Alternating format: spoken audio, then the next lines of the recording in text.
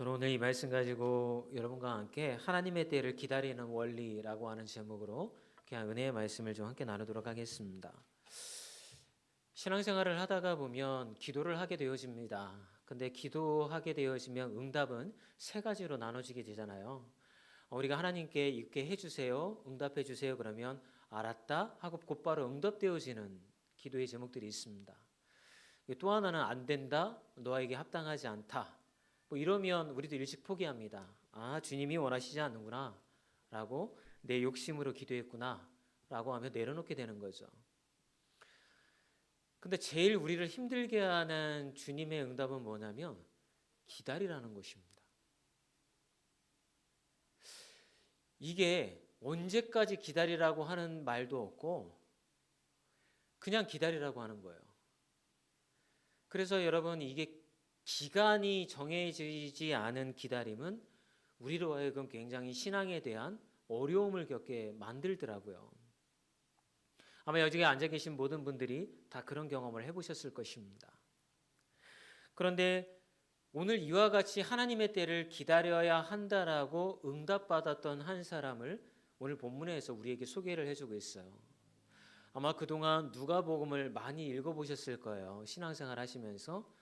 근데 정말 이런 사람이 있었나 싶을 정도로 우리의 주목을 끌지 못했던 한 여선지자를 우리에게 소개하고 있는데, 그녀의 이름은 다른 것이 아니라 안나라고 하는 이름의 여선지자였습니다. 근데 이 안나가 누구냐면 아셀 지파 출신이라고 성경은 기록을 하고 있어요. 이 아셀이 누구이냐면 야곱의 8번째 아들입니다. 그 8번째 아들의 후손들 중에 이 여인이 태어나게 되었던 것이죠. 야곱의 그 아내 중에 정부인이 아니라 이제 후처 중에 실바라고 하는 여종이 있었죠. 그러니까 이 아셀이 실바라고 하는 여종의 아들로 태어났는데 야곱으로 치게 되면 그 아들 중에 8번째에 해당되는 아들이었다라고 성경은 우리에게 얘기를 해주고 있는 것이죠. 근데 이 여인이 중요한 이유는 뭐냐면 아까 말씀드렸던 것처럼 그 기다림의 시간을 잘 견디었고 마침내 하나님의 때에 하나님이 부어주시는 열매를 맛보는 기쁨을 누렸던 여인이었기 때문에 성경이 우리에게 소개를 하고 있다는 것입니다. 아마 이 정도 얘기했으면 오늘 제가 무슨 얘기를 하려고 하는지 여러분들은 이미 다 간파를 하셨을 것입니다. 아, 하나님의 때가 있구나. 그때까지 기다려야 되는구나. 여기까지는 우리가 신앙생활하면서 무수하게 그런 얘기를 많이 들었습니다. 여러분, 하나님의 때가 있습니다. 그때까지 기도하면서 기다리십시오. 그런데 여기까지는 아는데 우리가 어떻게 그때까지 기다려야 하는가, 어떤 원리를 붙잡고 기다려야 하는지에 대해서는 말씀을 잘 전해드리지 않았던 것 같아요. 그래서 제가 오늘 여러분들에게 드리고자 하는 말은 우리가 이 여인처럼, 안나라고 하는 여인처럼 하나님의 때를 놓고 기다려야 하는데 어떤 원리를 가지고 기다려야 할까? 이 메시지를 오늘 여러분들에게 전해드리고 싶습니다. 그런데 이 안나라는 여인에 대해서 조금 더 소개를 하자면, 제가 이제 이 여인이 하나님의 때를 기다렸다라고 그랬잖아요. 그런데 그 기간을 여러분 오늘 본문에서 가늠을 해보시면 성경은 우리에게 이렇게 얘기를 합니다. 이 여인이 시집을 갔는데 남편과 7년을 살았고 그 이후에 이 여인이 홀로 살아갑니다. 과부가 되어서 홀로 살아가는데 성전에서 머물면서 살았습니다. 그리고 마침내 그 여인이 언제까지 그렇게 했다라고 이야기하냐면 84세가 되었다라고 우리에게 이야기를 해주고 있습니다. 분명히 하나님이 이 여인에게 맡겨진 사명과 선포되어야 할 하나님의 성취를 이 어떤 기다려야 하는 시간을 주셨는데, 옛날 고대 사회에 여인이 시집을 가는 거는 거의 16살에서 20살 안쪽입니다. 그러면 이 여인이 7년을 남편과 같이 살았고 그 이후에 과부가 되었으니까 아마 20대 초반이나 20대 늦어도 20대 중반에는 아마 과부가 되었을 겁니다. 그런데 이 여인이 84세까지 기다렸다라고 성경이 얘기하고 있는 거예요. 여러분, 이 기간이 결코 쉽지 않았겠죠. 이 수십 년의 기간 동안 정말 얼마나 지루하고 지쳤겠습니까? 하나님께서 분명히 이 여인에게 약속했던 것이 있었을 텐데 이 여인은 그거를 기다리면서 또 하나님의 응답을 기대하였다라고 하는 것이죠. 그 당시 상황을 말씀을 드리면 그 당시 이스라엘은 로마의 압제 가운데 있었죠. 그리고 이 로마의 압제 가운데 있었기 때문에 많은 사람들이 메시아가 오시기를 기대하고 있었던 거죠. 이 안나에게도 마찬가지로 그런 소망이 있었던 거죠. 하나님이 우리를 불쌍히 여기셔서 우리를 구원해 줄 메시아를 보낼 터인데 그 메시아가 도대체 언제 오는 겁니까? 언제 이 이스라엘 백성들을 구원해 주실 겁니까? 우리를 로마의 압제로부터 해방시켜 주실 것입니까? 병든 자들을 언제 치유해 주실 겁니까? 이런 어떤 소망을 선포하는 게 이 여선지자의 몫이었다라고 하는 거죠. 안나는 말씀대로 그것을 알고 있었기 때문에 선포를 하기는 합니다. 여러분, 메시아가 오실 겁니다. 그분이 오셔서 우리가 가슴에 한으로 품고 있었던 모든 기도의 제목들에 응답해 주시고 마침내 구원해 주실 것입니다라는 것을 선포했을 것입니다. 그런데 그 기간이 너무 기다림의 시간이 길었다라고 하는 것이죠. 그래서 우리가 이 안나의 모습을 통하여서 배워야 할 것은 이 기다림의 시간들을 통하여 어떻게 견뎌야 할까? 내가 만약 기도해야 할 기도의 제목이 있다면 그것이 지금 응답이 되어지지 않고 기다림의 시간이 길었다고 한다면 우리는 어떻게 이 기다림의 시간들을 버티고 하나님께 실망하지 아니하고 스스로 실족하지 아니하고 나아갈 수 있을까? 그 기다림의 원리를 여러분들에게 말씀드리기를 원합니다. 첫 번째는요. 말씀의 약속을 붙잡으시길 주의 이름으로 축원합니다. 여러분, 우리는 무작정 기다리는 사람들이 아니에요. 아마 여러분들이 저에게 상담을 오셔서 목사님, 제가 이런 기도 제목이 있는데 응답이 잘 되어지지 않고 있어요. 언제까지 기다려야 되는 건가요? 이렇게 얘기를 해도 제가 여러분들에게 드릴 수 있는 말씀은 저도 모릅니다. 하나님이 언제 응답하실지 그때와 시기는 하나님이 아실 텐데 하나님의 때에 하나님의 방법으로 하나님이 그 문제를 해결해 주실 텐데 그건 누구도 알 수가 없는 거예요. 하나님만이 아시는 거죠. 그러면 여러분, 그 기간 동안 우리는 어떻게 해서 그 말씀을 가지고서 기도의 응답을 위해서 버틸 수 있을까요? 하나님의 말씀을 붙잡는 자가 되어줘야 될 줄 믿습니다. 여러분, 안나 선지자가 붙잡았던 말씀에 이런 말씀이 있습니다. 이사야서 35장 1절에서 6절 말씀입니다. 우리 함께 읽어볼까요? 광야의 메마른 땅이 기뻐하며 사막이 백합화같이 피어 즐거워하며 겁내는 자들에게 이르기를 굳세어라 두려워하지 말라 보라 너의 하나님이 오사 보복하시며 갚아 주실 것이라. 하나님이 오사 너희를 구하시리라 하라. 그때 맹인의 눈이 밝을 것이며 못 듣는 사람의 귀가 열릴 것이며 그때에 저는 자는 사슴같이 뛸 것이며 말 못하는 자의 혀는 노래하리니 이는 광야에서 물이 솟겠고 사막에서 시내가 흐를 것임이라. 여러분, 안나의 선지자는 이사야가 선포했던 말씀을 잘 알고 있었겠죠. 이사야가 선포했던 말씀은 이스라엘 백성들이 해방되어지고 하나님과 동행하는 하나님 나라에 대한 선포의 말씀을 전했던 것이죠. 그래서 안나 선지자는 이렇게 이야기를 합니다. 이사야의 말씀을 통해서 광야의 메마른 땅이 기뻐하고 사막의 백합화까지 피어 즐거워하며 겁내는 자들에게 이르기를 굳세어라 두려워하지 말라. 보라 너희 하나님이 오사 보복하시며 갚아주실 것이라. 하나님이 오사 너희를 구하시리라 하라. 여러분, 안나는 끊임없이 하나님 앞에 기도하며 하나님의 때가 언제입니까?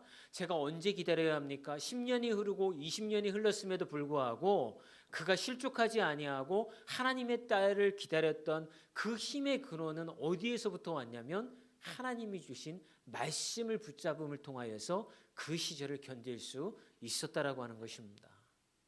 여러분, 안나만 그럴까요? 아브라함도 마찬가지지 않았습니까? 하나님이 아브라함에게 너를 통하여서 모든 열방의 자손들이 이루어지게 되어지리라, 너에게 아들을 주리라라고 하였지만 사실은 그 기다림의 시간은 굉장히 길었단 말이에요. 길었기 때문에 여러분, 아브라함의 아내였던 사레가 그가 일을 저지르게 되어지잖아요. 지난주에 제가 말씀을 드렸잖아요. 여종들을 통하여서 아들을 보려고 했잖아요. 이런 일들이 왜 벌어집니까? 기다리지 못하는 거죠. 그런데 아브라함에게 하나님이 계속해서 말씀하신 것은 무엇이었습니까? 내가 너에게 약속한 말씀을 붙잡으라는 거였어요. 여러분들에게는 기도의 제목이 각자 있을 겁니다. 어떤 분들은 기도를 해도 자녀가 예수 믿고 돌아오기를 바라지만 자녀가 예수님께 돌아오지 않은 분들도 있을 테고, 병이 치유되기를 오랫동안 기도하였지만 병이 치유되어지지 않는 그런 상황도 있을 것입니다. 가족이 화목하게 회복되어지기를 오랫동안 기도하였음에도 불구하고 가정의 불화로 인하여서 상처받는 가정도 있었을 것입니다. 그런데 그럴 때마다 여러분, 우리는 우리의 마음 가운데 어떤 마음이 생깁니까? 하나님 정말 나를 돌보시고 계신 게 맞습니까? 하나님 정말 나를 사랑하십니까? 사랑하신다면 이렇게 하시면 안 되지 않습니까? 내가 지금 기도하고 있는데 왜 응답해 주시지 않습니까? 이런 원망 어린 기도가 자연스럽게 우리에게 나온다라고 하는 거죠.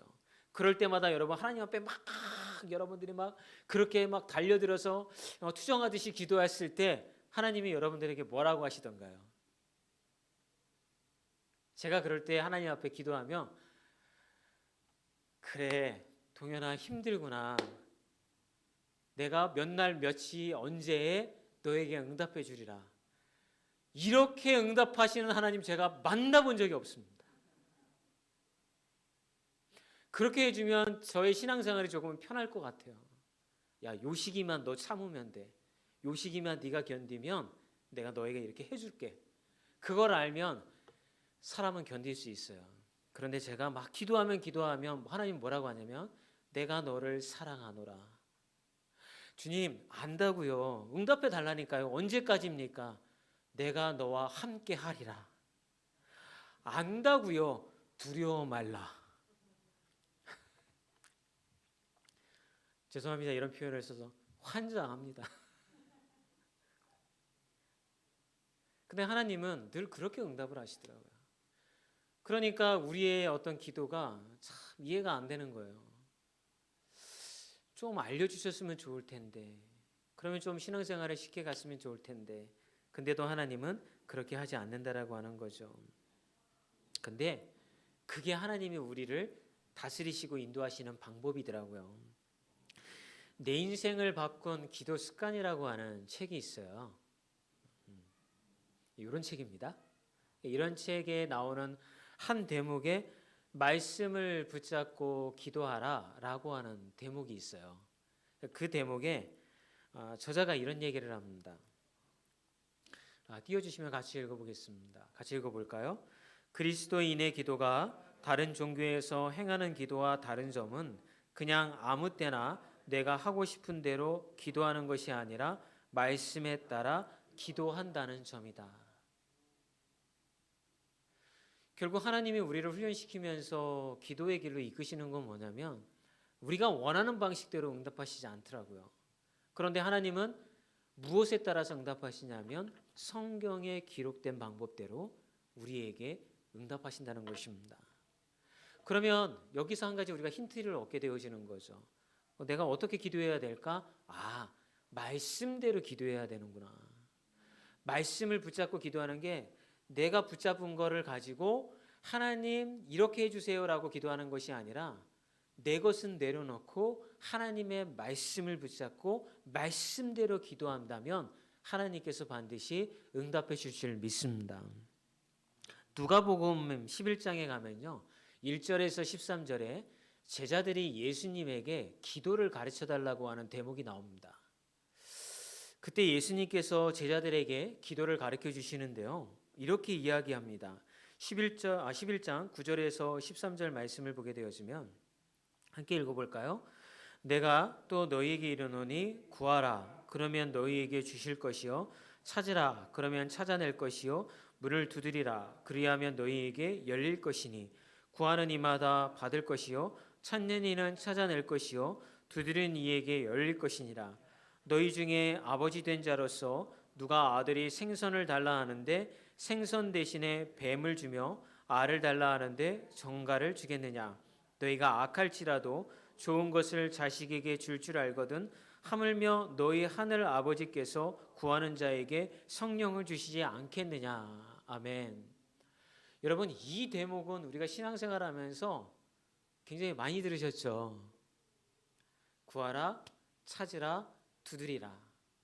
그래서 막 우리는 기도 제목 가지고 하나님 앞에 주여 믿습니다 하고 두드리고 찾고 구하고 뭐 이런 기도를 하게 되어지는 거죠. 그런데 도대체 예수님은 제자들에게 구하고 찾고 두드리라고 이야기하시면서 무엇을 찾으라고 얘기하시는 걸까요? 무엇을 찾고 구하고 찾고 두드리라고 이야기하고 있느냐면 이 오늘 누가복음 11장의 앞부분에 2절에 4절을 가면 어떻게 기도하고 구하고 찾고 두드려야 하는지에 대해서 이야기를 해주십니다. 말씀은 준비를 안 해놓으셨죠? 우리 11장 한번 가보겠습니다. 누가복음 11장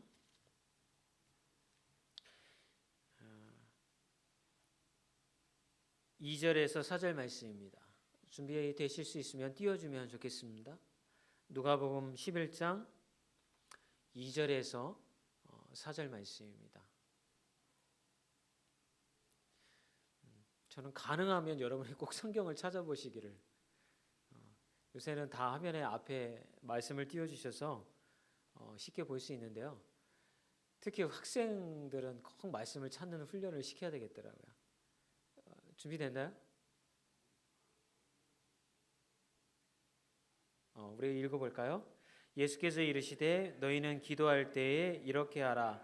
아버지여 이름이 거룩히 여김을 받으시오며 나라가 임하옵시며. 잠깐만요. 그러면 여기서 지금 뭘 놓고 구하고 찾고 두드리라고 그랬어요? 첫 번째는 하나님의 나라가 나에게 임할 수 있도록, 다른 말로 얘기하면 뭐라고 할까요? 하나님께 영광 돌리는 삶을 살도록 내가 되게 해달라고 구하라는 거예요. 두 번째 읽어볼까요? 3절에 우리에게 날마다 일용할 양식을 주시옵고. 여기에 꽂히는 분들이 많습니다. 여러분, 우리는 흔히 내가 먹고 사는 문제에 기도하는 거에 대해서 죄책감이 있어요. 이런 거 기도해도 되나? 하나님 앞에 이런 거 기도해도 정말 응답하실까? 하나님 나 부자 되게 해주세요. 하나님 뭐 이런 거 있잖아요. 그러면 이게 이렇게 많이 달라고 내가 기도해도 하나님이 들어주시기는 할까? 이런 죄책감이 있단 말이죠. 그런데 예수님이 제자들에게 기도를 가르치면서 뭐라고 하냐면 일용할 양식을 달라고 기도하라는 거예요. 여러분의 삶에 일용할 양식이 없을 때 하나님 앞에 구하고 찾고 두드리는데 하나님께 영광 돌리는 인생이 되게 달라고 기도하고, 두 번째는 여러분들이 먹고 사는 문제에 대해서 하나님께 구하라라고 그렇게 기도하고 있다는 거죠. 세 번째는 뭐라고 기도합니까? 4절에 우리가 우리에게 죄 지은 모든 사람을 용서하니 우리 죄도 사하여 주시옵고. 우리가 죄를 지으며 살 수밖에 없기 때문에 우리의 죄를 용서해 달라고 하나님 앞에 구하고 찾고 기도하라는 거예요. 마지막으로 네 번째는 우리를 시험에 들지 말게 마시옵소서. 여러분, 예수님 믿고 시험에 빠질 수 있습니까? 없습니까? 예수님 믿어도 시험에 들 수 있어요. 언제? 기다리라고 할 때. 하나님이 나를 사랑하시지 않는 것 같아. 하나님은 나와 동행하시지 않는 것 같아. 하나님이 살아계신다면 내 인생에 이런 일이 일어나면 안 되는 거잖아. 우리는 수시로 시험에 들게 되는 거죠. 그럴 때 어떻게 기도해야 될까요? 구하고 찾고 두드려야 되는데, 하나님 내가 시험에 빠지지 않게 해달라고 주님 앞에 기도해야 된다라고 하는 거예요.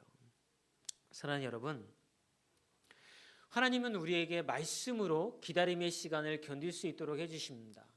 그럴 때 말씀이 우리에게 주시는 말씀이 정말 원대하고 하나님 나라를 위해서 크게 살아라 라고 하는 거에만 국한되어지지 아니하고, 여러분의 일상생활 가운데 작은 것 같지만 먹고 사는 문제와, 작은 것 같지만 여러분의 자녀를 위한 기도와, 작은 것 같지만 질병에 관한 모든 부분까지도 하나님이 우리에게 어떻게 기도하라고 말씀하시냐면 구하고 찾고 두드리라라고 우리에게 말씀하고 있다라고 하는 거예요. 그러면서 뭐라고 앞절에 그렇게 그 친구에 관한 비유를 통해서 뭐라고 말씀하시냐면, 여행 갔다 온 친구가 너의 집 문을 두드리면서 배고파 죽겠다 친구야 떡 3덩이만 내와라 라고 이야기할 때, 친구됨으로 인하여서 그 친구에게 먹을 것을 주지 않겠지만 그 친구가 간절함으로 두들기니까 그 친구에게 먹을 것을 대접하지 않겠느냐라고 예수님이 제자들에게 이야기하는 거예요. 그 이야기를 하신 이유는 다른 게 아니에요. 하나님의 마음도 똑같다라고 하는 거예요. 그러므로 여러분, 포기하지 말고 하나님 앞에 말씀으로 그 기다림의 시간 동안 구하고 찾고 두드리는 분들이 되어지시기를 주의 이름으로 축원합니다. 두 번째는 그 기다림의 시간들을 어떻게 보내야 할까요? 바라봄의 법칙을 붙잡으시기 바랍니다. 여러분, 하나님이 준비하신 때를 어떻게 붙잡아야 되냐면 바라보면서 우리가 그 때를 준비해야 될 줄 믿습니다. 그걸 달리 표현하면 하나님이 주신 소망대로 바라보는 거예요. 안나 선지자는 어떻게 이것을 바라보며 견디었습니까? 오늘 말씀을 보았더니 이 안나 선지자는 이렇게 견디었더라고요.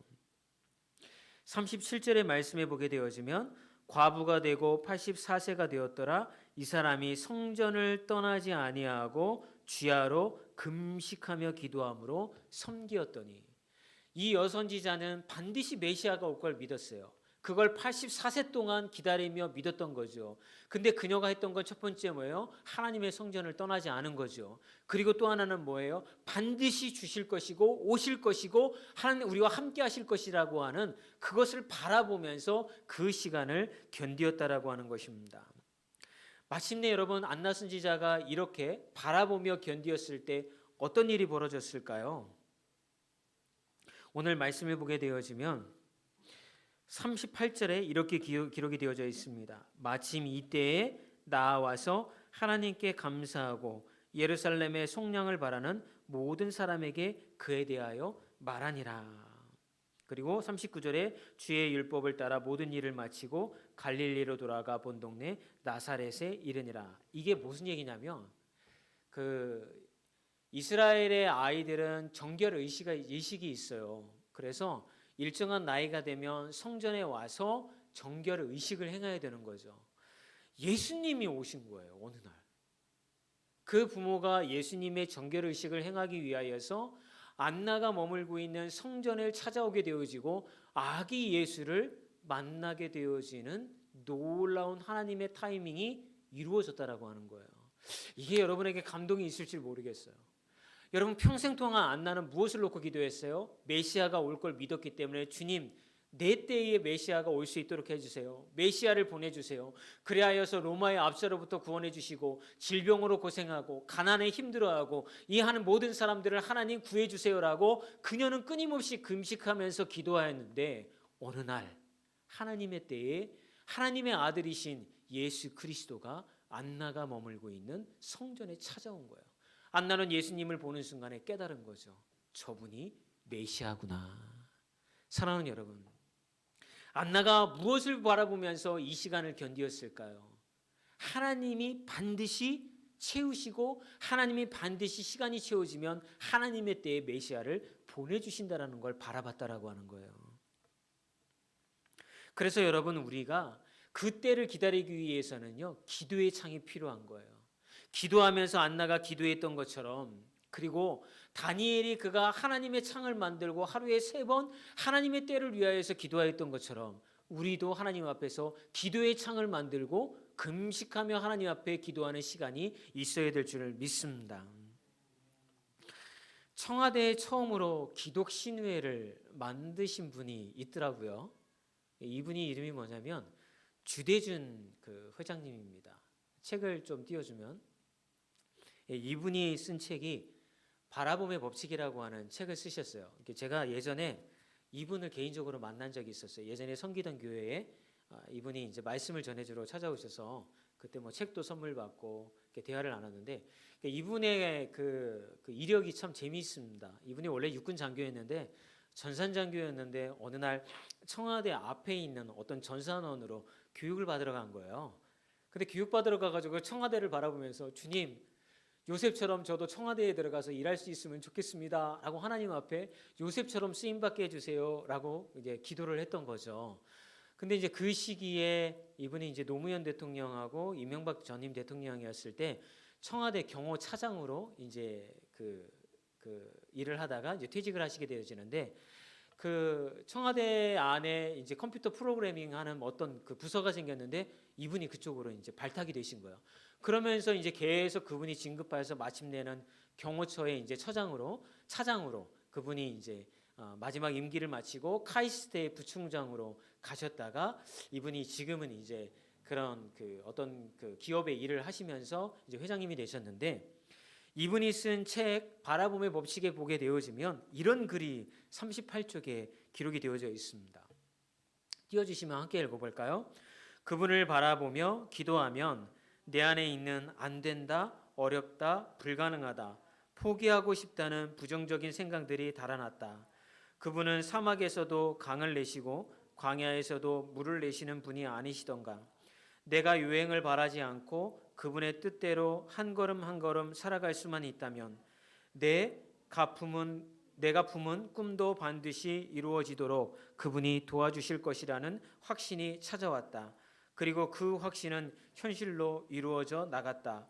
이른바 입을 벌려 기도하고 바라보면 바라보는 만큼 채워주시는 하나님을 체험을 통해 바라봄의 법칙을 확립하게 된 것이다. 이분은 자기의 자서전적인 간증을 이 책에 이렇게 기록을 하고 있었던 거죠. 젊은 시절에 전산원의 한 육군 장교가 바라보며 꿈을 품고 하나님 나도 요셉처럼 청와대에 들어가서 하나님의 말씀을 전하고 같이 청와대에 기도의 처소를 만들고 이 나라를 위해서 기도하는 청와대 기독 신우회를 만들게 해주세요라고 그가 입을 크게 벌리고 꿈을 꾸었더니 하나님은 요셉을 들어서 사용하였던 것처럼 이분을 그렇게 사용했다라고 하는 거예요. 저희 자녀들이 여기 앉아 있겠지만 입을 크게 벌리고 좀 꿈을 크게 가졌으면 좀 좋겠습니다. 여기 앉아 계신 여러분들도 마찬가지입니다. 입을 크게 벌리고 하나님을 향하여 눈을 크게 가졌으면 좋겠습니다. 제가 신앙생활을 해보면 두 부류의 성도들을 만나게 되어집니다. 첫 번째 성도들은 자기 손에 쥔 것만 가지고 기도하는 성도들입니다. 내가 내 손에 이렇게 쥐고 있으니 이것을 아껴서 이렇게 살아야겠다라고만 생각하며 살아가는 분들이에요. 그런 분들을 보면 참 안타깝더라고요. 왜냐하면 하나님은 그보다 크신 하나님인데, 또 두 번째 부류의 성도들은 어떤 부류입니까? 오늘 이 주대전 회장님처럼 하나님을 바라봄의 법칙을 통하여 바라보고 입을 크게 벌리고 눈을 들어 주님을 바라보는 거예요. 왜 그게 가능합니까? 내 힘으로 하는 게 아니기 때문에 그런 거예요. 여러분, 우리의 힘으로 한다면 불가능한 일이죠. 안 되죠. 그러니까 근데 사람의 마음은 어떻게 해요? 내 손에 쥔 것만 바라보는 이유는 뭐 때문에 그런 거예요? 내 힘으로 내가 감당할 수 있는 일만 하겠다는 거예요. 욕심 부리지 않고 내게 주어진 복을 내가 컨트롤할 수 있는 범위 내에서 그 정도만 주셔도 나는 감사하다, 그냥 살겠다. 이게 우리의 모습이라고 하는 거예요. 그러나 성경에 여러분 꿈을 꾼 자들을 보십시오. 꿈을 꾼 자들은 주님을 바라봤을 때 원대한 꿈을 갖습니다. 그리고 그들은 하나님 앞에 기도합니다. 내 능력이 아니지만 하나님이 나와 동행하시면 그 꿈이 이루어질 줄 믿습니다라고 입을 크게 벌려서 하나님이 채우실 것을 바라보며 나아가는 분들이 되시기를 주의 이름으로 축원합니다. 여러분, 이게 우리가 그 기다림의 시간들을 버틸 수 있는 원동력이 되어지는 거예요. 아마 여러분들에게 각자의 기도 제목이 있을 거예요. 저는 우리 하늘드림 교회에 있는 분들이 원대한 꿈을 가지고 주님 앞에서 말씀 붙들고 그 기다림의 시간을 견디면서도 반드시 이루어지리라고 하는 하나님을 바라보는 분들이 되어지시기를 주의 이름으로 축원합니다. 예를 들어서 여러분의 가정을 놓고 기도할 때에 우리 가정은 회복이 되어질 수가 없어. 우리 가정은 안 돼. 뭐 이런 생각을 가지고 있다고 한다면 그건 여러분의 생각인 거예요. 그때마다 여러분 말씀을 붙잡으세요. 주여, 우리의 환경과 가정의 상황들은 이렇지만 제가 말씀 붙잡고 하나님 앞에 기도합니다.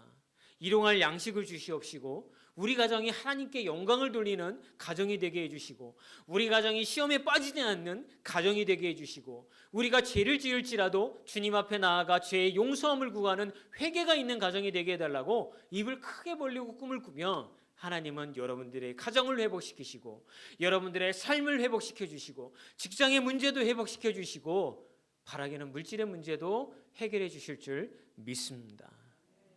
여러분, 그게 우리가 나아가야 할 길인 줄 믿습니다. 그 길을 걸었던 자들을 성경은 무수하게 우리에게 이야기를 해주고 있는 거예요. 우리가 처음이 아니기 때문에 우리는 감사한 거죠. 왜요? 먼저 그 신앙의 길을 걸어갔던 자들이 있기 때문에 그런 겁니다. 미국에 있는 한 인디언 부락에서 있었던 일입니다. 그 부락에서는 추장의 딸을 결혼시킬 때 사익감을 고를 때에 사람들을 추려 가지고서 시험을 치웁니다. 그런데 그 시험이 어떤 시험이냐면 산을 넘고 들을 건너서 돌아오는 겁니다. 그래서 3명의 신랑감 후보가 마침내 선발이 되었습니다. 이제 그 사람들에게 이 산을 넘고 들을 건너서 돌아오는 시험을 치렀습니다. 3명이 다 돌아왔습니다. 너무나도 힘들었기 때문에 있는 모든 힘을 다 쥐어짜고 그들이 돌아왔습니다. 돌아온 그들을 향해서 추장이 이렇게 얘기를 합니다. 자, 다시 일어들 나시게. 그리고 저 앞에 보이는 저 산에 가서 저 나무를 찢고 돌아오게. 그랬더니 첫 번째 남자가 얘기합니다. 두 번째 남자도 동일하게 얘기합니다. 저희는 더 이상 못하겠습니다. 여기서 일어나면 저는 죽습니다. 그런데 마지막 3번째 신랑감 후보가 일어납니다. 일어나더니 한 발자국을 딱 떼어놓자마자 그 자리에서 픽 쓰러져 가지고 기절해 버렸습니다. 그랬더니 추장이 이야기를 합니다. 이번 경쟁에서 마지막 3번째 청년을 내 딸의 신랑감으로 정하겠습니다. 그랬더니 주변에서 이야기를 합니다.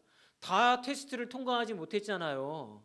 셋 다 추장님이 이야기하신 대로 마지막까지 가서 찍고 돌아오지 못했잖아요. 라고 얘기하니까 추장이 이렇게 얘기를 합니다. 그것을 찍고 돌아오는 것은 불가능한 것을 저도 압니다. 그러나 마지막 사람은 마지막 한 걸음을 떼어놓기 위해 자신의 모든 힘을 다 쏟아내었습니다. 한 발자국이 중요합니다. 사랑하는 여러분, 우리의 신앙도 그런 거 아닙니까? 죽을 힘을 다해서 신앙생활을 해왔지만 이제 완전히 지쳤습니다. 한 발자국도 내어디딜 수가 없습니다. 그럴 때 주님이 우리에게 이야기를 하십니다. 기도로 한 발자국만 더 뛰어봐. 주님 못하겠어요. 너무 힘들어요. 내 힘으로는 불가능해요. 한 발자국만 더 해봐. 그럴 때 용기를 내어서 온 힘을 다 쥐어짜고 주님의 말씀을 붙잡고 한 발짝을 뛰어낸다면 하나님은 여러분들을 귀하게 회복시키는 장에 세워주실 줄 믿습니다.